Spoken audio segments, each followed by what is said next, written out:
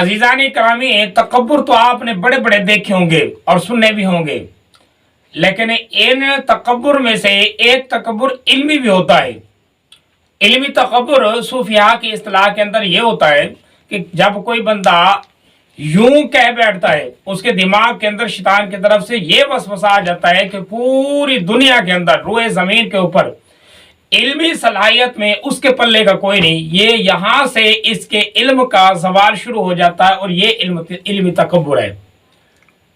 हालांकि आप अगर देखें तो बड़े बड़े उलमा इस दुनिया के अंदर, आइम्मा और बड़े बड़े उलमा इस दुनिया के अंदर आए हैं, माजी की अपनी हिस्ट्री को अगर देखें, लेकिन किसी का दावा ये नहीं मिलेगा कि दुनिया के अंदर इसके पल्ले का आलिम कोई नहीं सिवाय इंजीनियर के।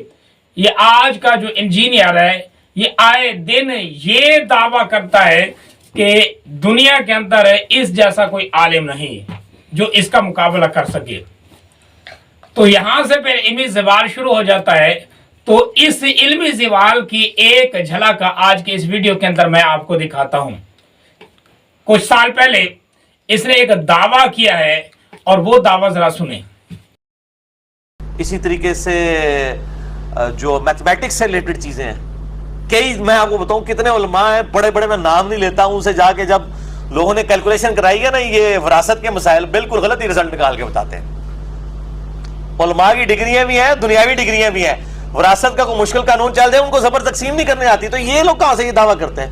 हमारे पास आए, इंशाल्लाह आपको मैथमेटिकली वो कैलकुलेट करके देंगे। फिर मेरे पास आते हैं और फिर उनको जब मैं समझाता हूँ, कहते हैं यार हम तो इतना बड़ा आलिम मानते थे, इनको तो सिंपल मैथमेटिक्स नहीं आती है, तो ये डिग्रियां कहां?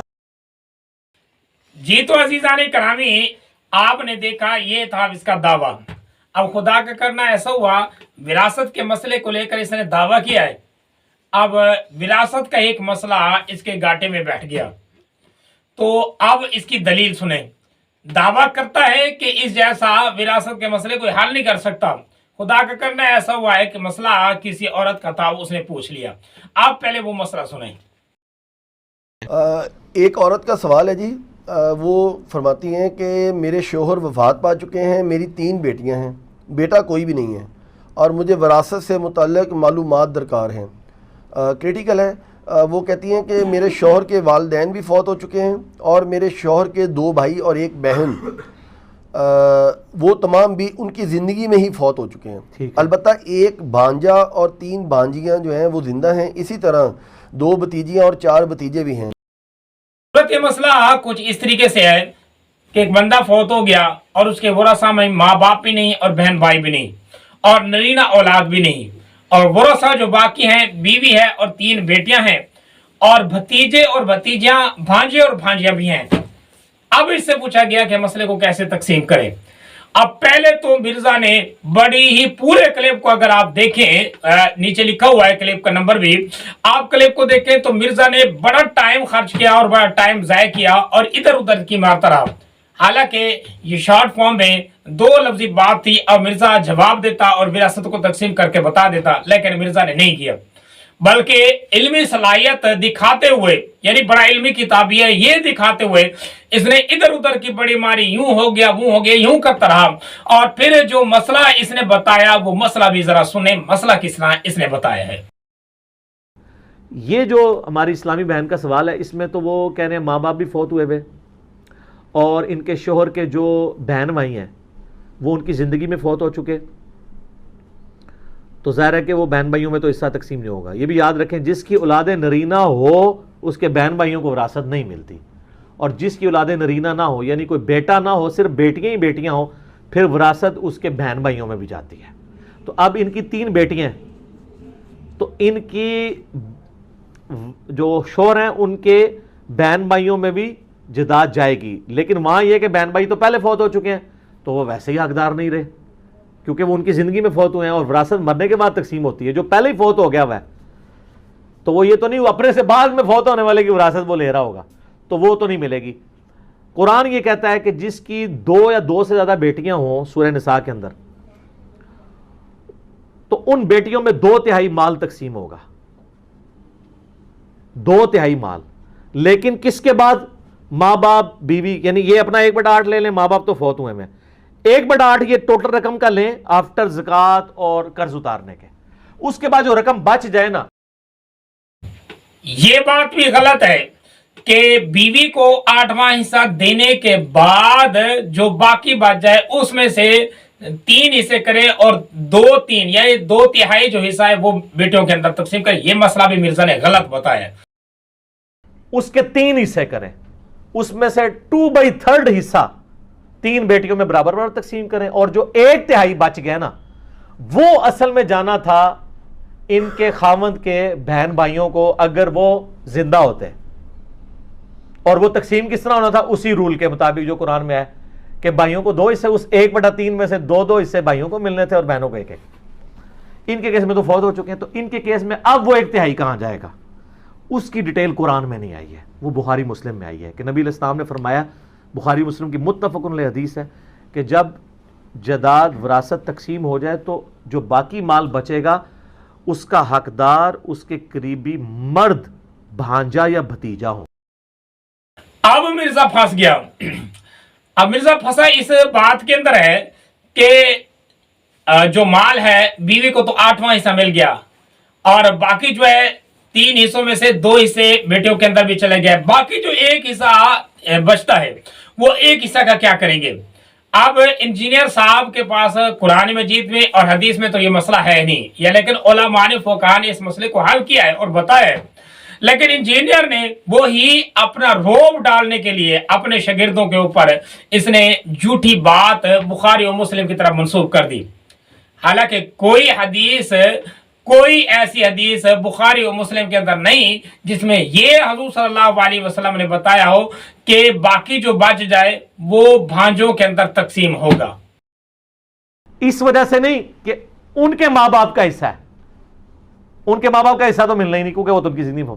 اس وجہ سے کہ بخاری مسلم میں حدیث ہے جب مال بچے گا تو اس کا سب سے قریبی حقدار بھتیجا اور بھانجا, یعنی اللہ کے بندے ایسی کوئی حدیث نہیں, نہ بخاری کے اندر نہ مسلم کے اندر, جس میں صراحتاً یہ بتایا گیا ہو کہ باقی جو بال بچ جائے وہ بھانجوں کے اندر یعنی بھانجے کو دیا جائے گا اور یہ بھانجوں کے اندر تقسیم کیا جائے گا. ایسی کوئی حدیث بخاری اور مسلم کے اندر نہیں.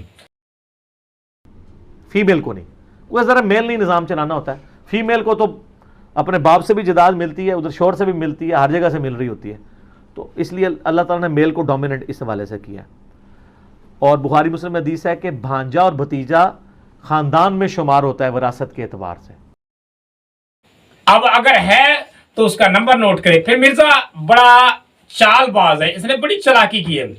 حالانکہ اس کا جو اصول ہے وہ اصول یہ ہے کہ ہمیشہ جب بھی حوالہ دیتا ہے تو یا تو حوالہ نمبر بتاتا ہے یا پھر نمبر جو ہے نا اوپر ٹائٹل کے اندر دے دیتا ہے, بخاری و مسلم کے نمبر دے دیتا ہے.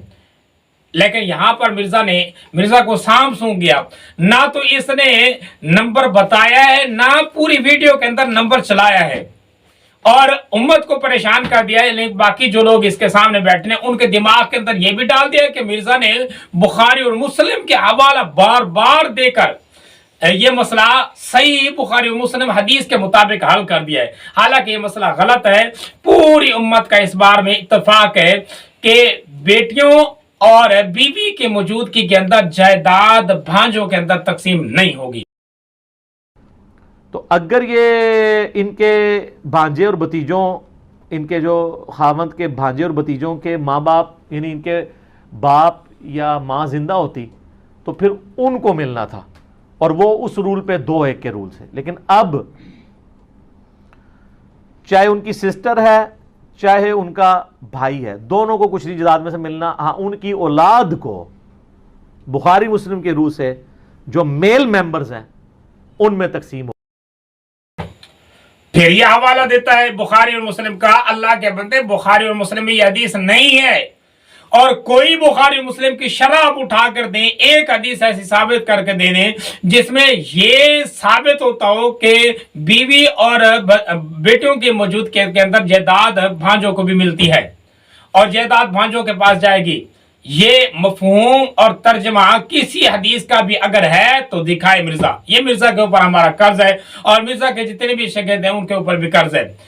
या तो पूरी सही हदीस जिसमें ये हजूर सल्लल्लाहु अलैहि वसल्लम ने बताया हो कि भांजों और भतीजों के अंदर ये जायदाद जाती है, यहां वहां तो नहीं है लफ्ज, ये भांजों और भतीजों के अल्फाज नहीं। फिर जिस हदीस की तरह हो मिर्जा ये इशारा करता है, वो हदीस के नंबर भी मैं आपको बता देता हूं, ये दिखा देता हूं, आप देख लें। उन हदीसों के अंदर भी सराहतन नबी सल्लल्लाहु अलैहि वसल्लम ने ये जिक्र नहीं किया, लेकिन मफहूम के एतबार से मिर्जा डंडी में लगाएगा कि मफहूम के एतबार से मरता तो यही है कि नबी सल्लल्लाहु अलैहि वसल्लम की मुराद तो यही है। अगर मुराद की तरफ जाते हैं तो फिर किसी भी हदीस की शरह उठाकर दिखा दे, सही बुखारी की शरह या सही मुस्लिम की शरह या किसी आलिम की या किसी मुहद्दिस का हवाला देकर दिखा दे जिसमें इन हदीसों से मुराद मुहद्दिसीन ने ये लिया हो कि ये जो जायदाद है भांजों के अंदर भी इसी तरीके से जाएगी। और दूसरी बात यह है कि अजीज़ान इकरामी, जितने भी पूरे उलमा हैं, यानी पूरे मुत्तफिका मसला ये है कि जितने भी फुक़हा हैं और जितने भी मसाले के उलमा हैं, बिल इत्तफाक अहले तशरीह के यहाँ भी ये मसला है कि बीवी मौजूद है और बेटियां मौजूद हैं, जायदाद भांजों के अंदर तकसीम नहीं होगी। लेकिन मिर्जा साहब ने बिल इत्तफाक, मिर्जा साहब ने बगैर किसी रोक टोक के, बगैर किसी झिझक के, इसने बड़े कॉन्फिडेंस के साथ हदीस का हवाला भी दे दिया, हालांकि वो भी बोतान है और झूठ है, और दूसरा ये मसला भी इसने गलत बता दिया। अब मिर्जा के जितने भी फॉलोअर हैं उनके ऊपर हमारा ये कर्ज है, या तो फिर मिर्जा की ये बात साबित करें, अगर गलती हुई है तो फिर मिर्जा से रुजू रिकॉर्ड करो।